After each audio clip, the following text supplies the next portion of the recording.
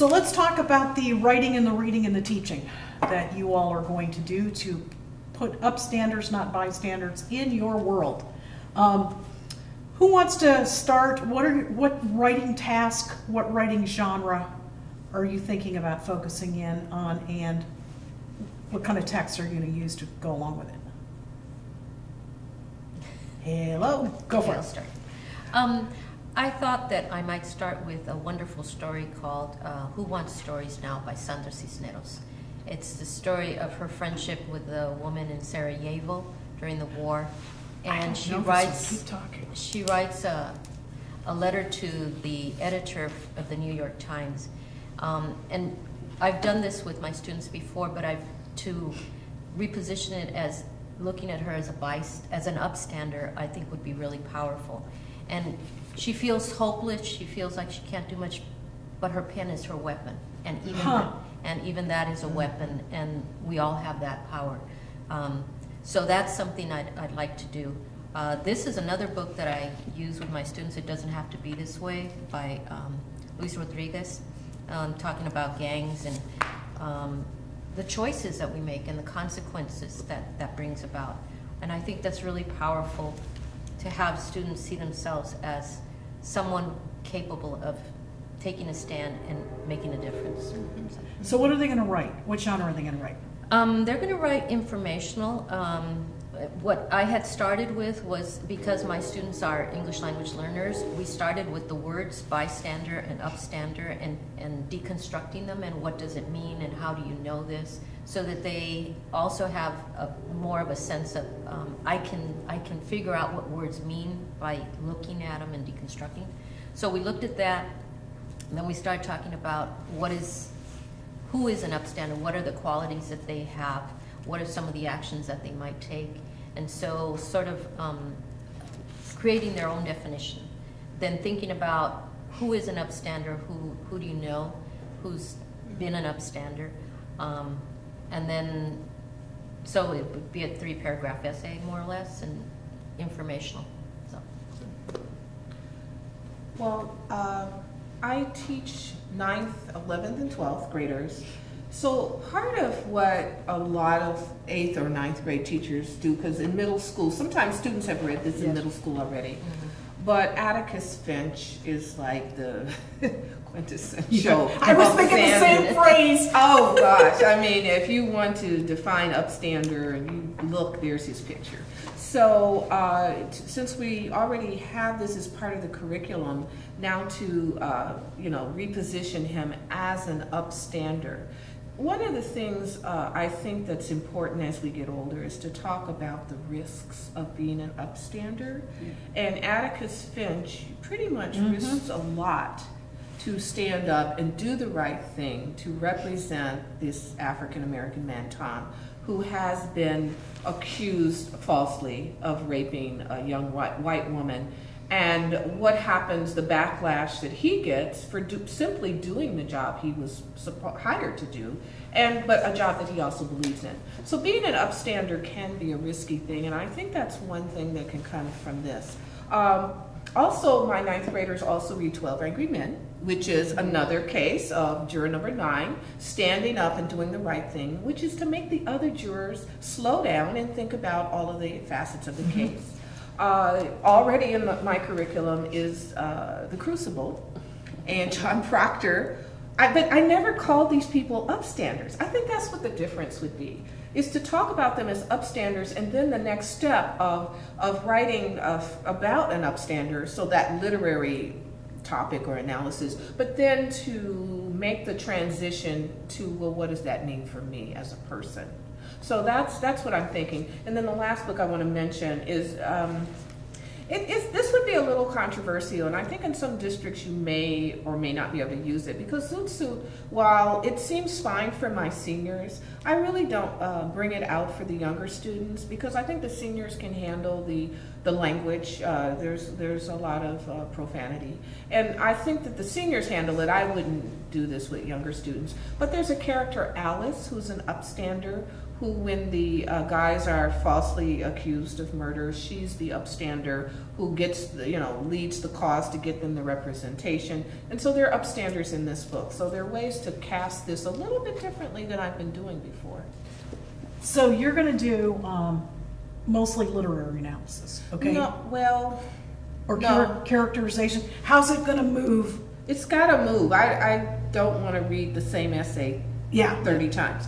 I want to read an essay where you make a transition into maybe what are the causes today, real life causes that for which we need to stand, and how do you see yourself doing that? Maybe something like that. So will they pull on a literary character that actually links to today's issue? Will the character traits pull them into I think today's traits, action? The traits, not necessarily the issue, but the traits that the character brings, and maybe this whole thing about. What does it take to? So analyzing what it takes to be an upstander. What are the risks, and then what does it take for you to be an upstander? What might be the risks, and understanding that. You need to know the risks as you stand up. You need to know what could happen to you. Be ready to address that. Yeah, I'll bring this up now. I was predicting with the other group that the conversation that we would have with you all doing 712 would be much more on the analytical end, which of course is what we're building.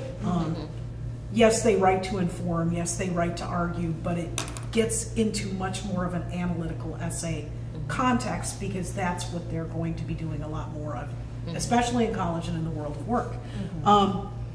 And there will be examples of this in the module, trust me. We'll talk about this. But it's a really classic example, Marlene, of using the text to link to the issue, inform the issue, and then build the analysis, which has to get to what we talked about with the last group. So what? That's the significance. Right. It's got to have analysis builds significance, imparts significance to the subject you're analyzing, and it's tricky to pull off. How do you? Okay, this is a strange question I can talk about with secondary teachers. How do you help your kids not get preachy, pedantic? Can I jump in? Yes, I think because I want to piggyback on something that Marlene said, which is this whole aspect of the risk that the upstander takes, and I think that's where you get away from the preachiness, is to not just think, I'm going to be an upstander, I'm going to solve the world's problems, but stop there for a minute and think, okay, if I actually do this, what might be some of the consequences? And not that you want to scare them away from doing it necessarily, but I think Marlene's right. They need to think about what are the costs. What were the costs for Atticus Finch? In the case of my prompt, my 7th graders would start by reading a short story by Ray Bradbury called All Summer in a Day. And the point in that story is that nobody stands up for this little girl who gets shut in the cupboard. And so I think we would then take it from the point of view, and at the end of this, when we've read the story, the kids all feel very sad that nobody stood up for Margot. So then we would step back and say, well, what would have happened if somebody had stood up for Margot? How would that have affected Margot, but how would it have affected that child as well, or the other children in the class? So I think you need to take this rounded approach to it. And the truth is, no one is innocent of being a bystander. We've all at some point in our lives stood by and saw something happen that we should have stepped in and provided some support. So I think that's a way to kind of humble the task and have students really think about, I wrote down as one of our writing tasks for front loading, think of a time when you saw someone who needed help and didn't get any. What went through your head? What prevented you from helping? What were the things that made you think maybe it's not my job, or somebody else will take care of it, or good luck? Yeah. And I think when I brought this up to the group, it's when I started talking about this issue of upstanders and bystanders, one of the first things my students said, well, you know, if we stand up for someone, we might get hurt, we might get bullied, and so, you know, that brings it all home, because they themselves realize that something might happen, and so it's important, because we don't want to be Pollyannas. The real world, in the real world, there are consequences, and when you take action, there are consequences, and they can be positive or they can be negative. But there's, you know, so many things that we could use. I really like the materials from Facing History, and one of my heroes is Eleanor Roosevelt, and all she did with African Americans and to help integrate the armed services. I like to bring in women, because I don't think women get enough credit in history books, and so I want to show them that women have been in history, have done things, and so she's someone that I have the students read about and think about what her life was like and the choices she made and how powerful they were for everyone. Those Facing History resources, link to be provided in the module and in the writing invitations. Count on that.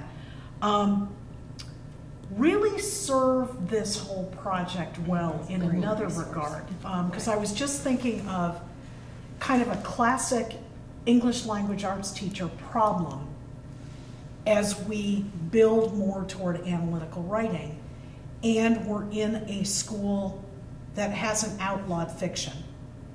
There are those schools. But long story short, what I'm trying to say is a lot of times we ask kids to do informational, argument, analytical writing about fiction, but they're writing nonfiction. And they've got a genre model mismatch.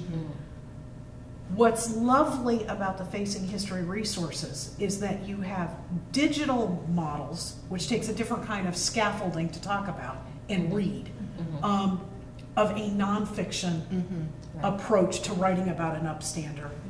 And you also have a number of print resources that give the nonfiction model, so that kids actually can use nonfiction models for the nonfiction writing that they're doing. I think that's the hardest part of tagging this onto fiction. I would always look as far as I could, as widely as I could, for a genre model for the work that the kids were actually doing.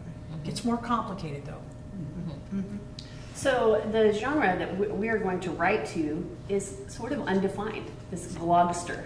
You know, oh, yes, yes. Digital genre, my goodness. Good for you. It's an online poster, but it goes deeper than a poster, because where a paper and glue poster is 2D. This can link you to videos. My students could upload a podcast of their own analysis and so forth. So, but what does a good glogster look like? What are the criteria for making a solid glogster? We don't really know. We're kind of figuring that out. We're building it, aren't we? Yes.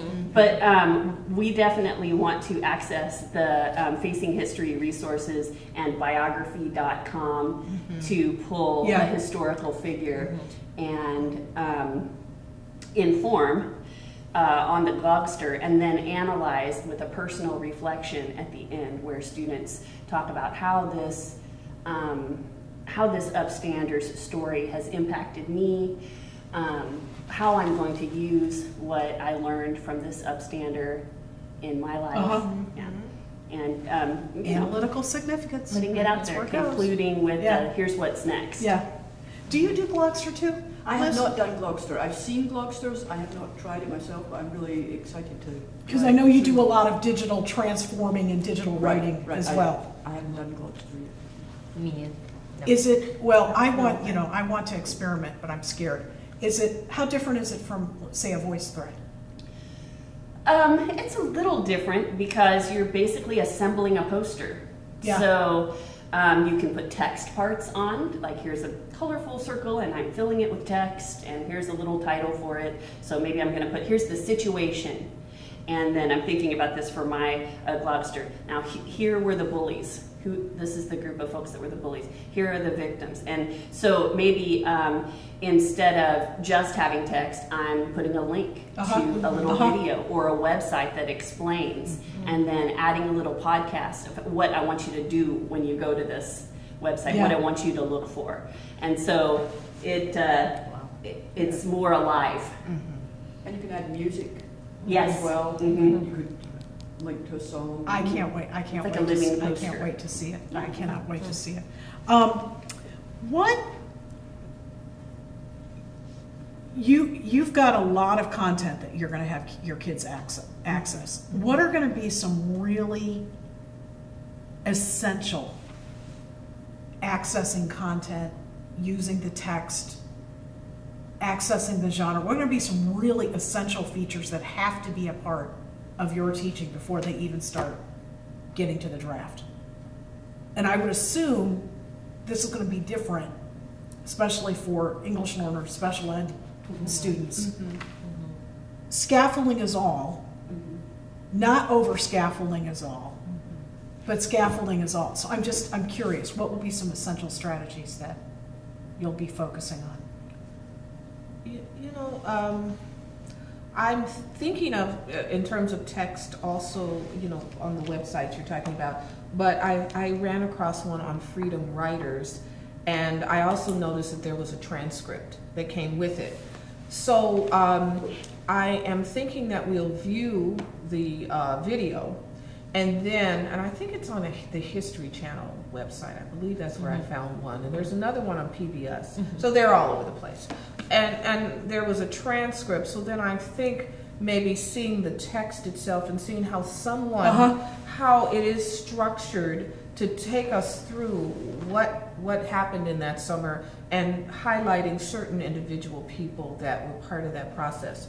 Now, from there though, because when I saw this whole idea of that we were thinking about it as inform, argue, and analyze, I could see that the writing task that I'm thinking of is all of those.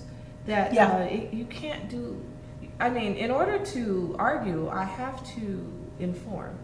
And the analysis is part of the argument a lot of times. And so I'm envisioning, especially the older students, the 12th graders, the 11th and 12th graders, that there would be this meshing of genre. And that's important for them to see, because sometimes districts want to say, oh, we're doing this, that, or the other.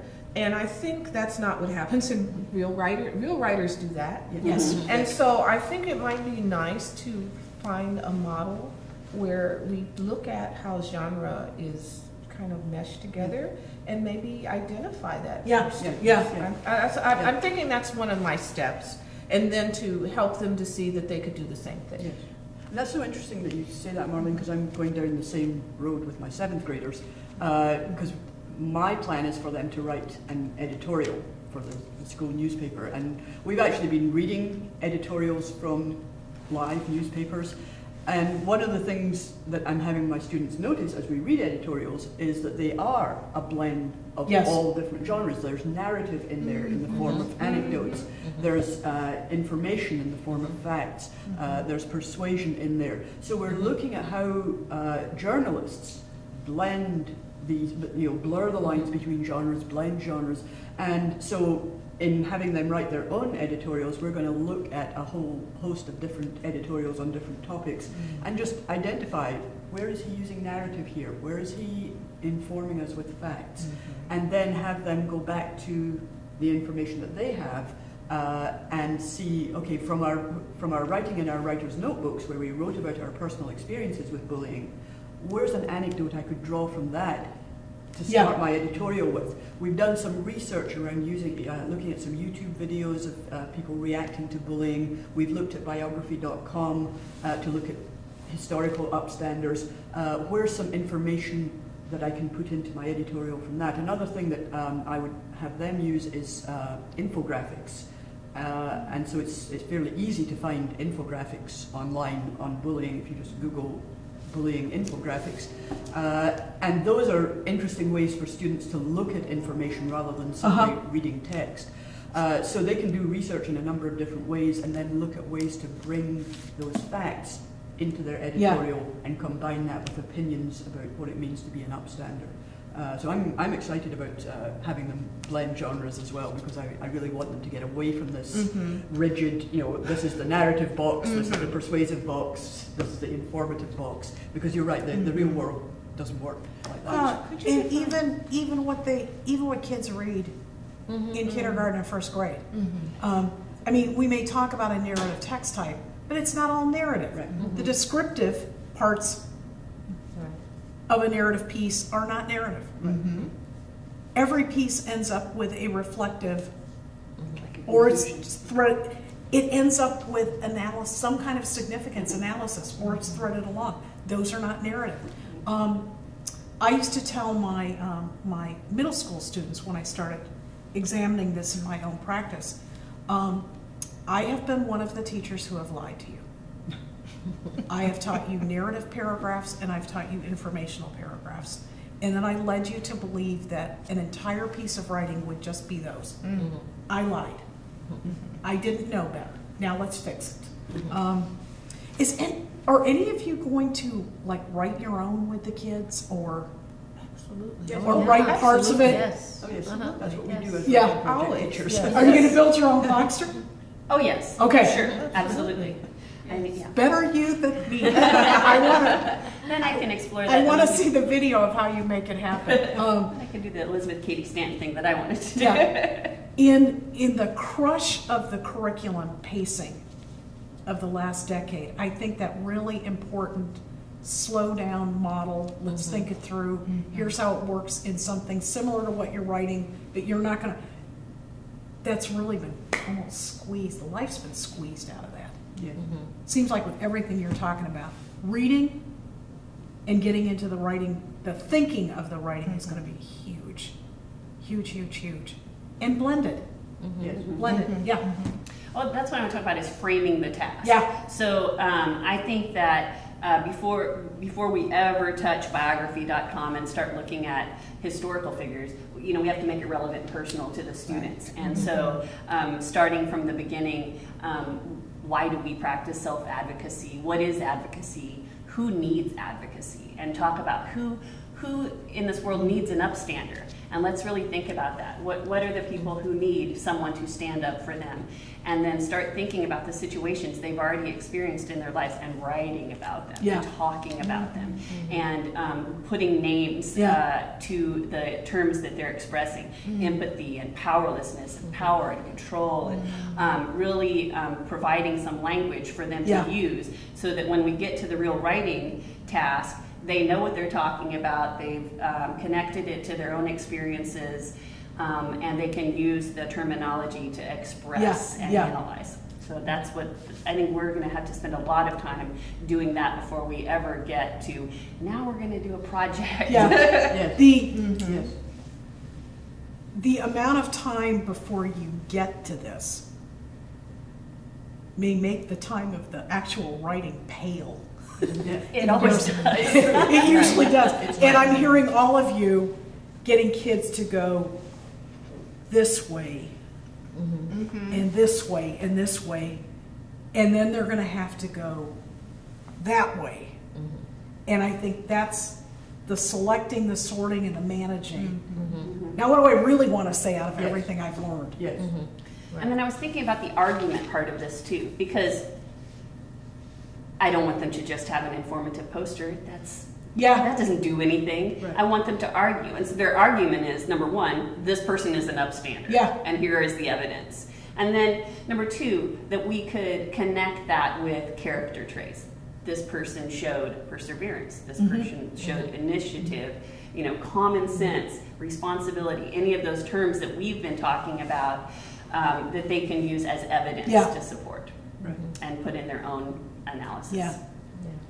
And that was one of the ways that I would scaffold for my English learners, is brainstorming all those adjectives that could describe an upstander, so that they begin to think about the words that they could use. giving them the words that they can use. The actions, what are some of the actions that upstanders would take, and from big to small, but you know, so that they can have a sense of what all this means. And then brainstorming who within the community, who in history. And when we brainstorm, one of my students brought up The Help, which is a fairly new film. And she talked about how Skeeter was an upstander, how the maids were upstanders. Interesting. And they had it, they just didn't have the vocabulary yet. But she understood the concept. And so that was great, because then the other students were going, oh, yeah, okay, I get it, I get what you're trying to say. So that, and then there's another great film, The Long Walk Home, and has great upstanders in that film. So that are everyday people. But I think one of the things that I was talking to Marlene about this is with English language learners, as I'm sure with special ed students, one of the things I'm conscious of is the language, and the language that I have to provide so that their arguments, their informational text, whatever they're writing, will be more powerful. And so the transitions that I need to go over, the way that we can connect one idea to another, and that is modeling, and because as writing project teachers, we write. Because the language that Liz is going to need to support will be different than the language about characterization and traits. And Glockster is giving us all new language. And we'll see if we can pull actually some aspects from the ELD standards, because, we'll get on the soapbox here. We think those standards ought to be used for all students, not just ELD students. That will be our last discussion. Anything else you want to say about just the supporting the writing to inform, argue, and analyze? I know you're planning templates and the examples are going to hold more, but could I say I think it's Moffitt that I take a lot of things from James Moffitt, but there's an activity, I believe it's in Moffitt, where he has people do a role play before writing. I think I envision my students, especially with African American students, it feels like they do better if we front load it with a lot of oral language. And so I envision us doing some role playing, and the question could be, upstanding possibly has risk, but is it worth it?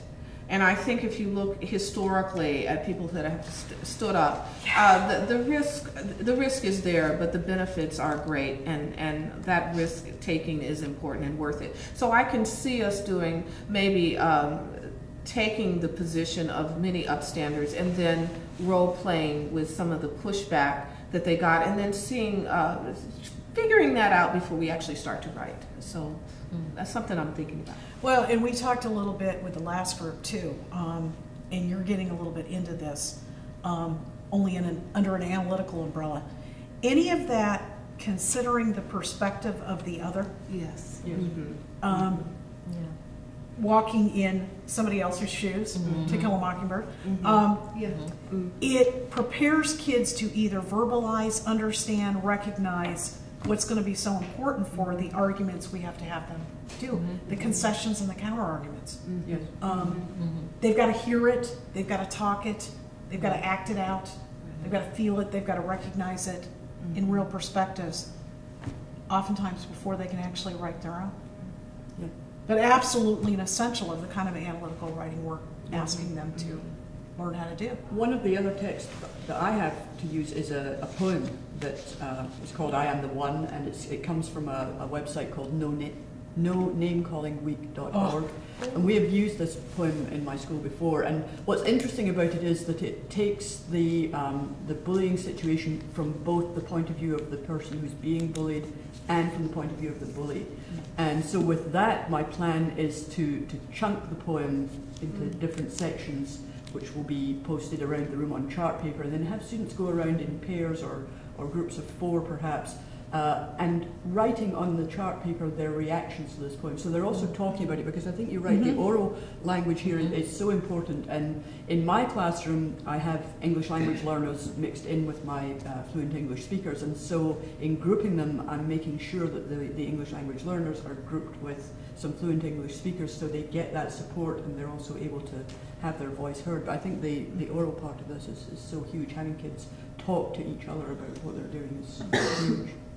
And I found just in starting the whole thing about upstander, bystander, in your groups, explain the difference. And then we would do another little activity and, okay, in your groups, talk about it.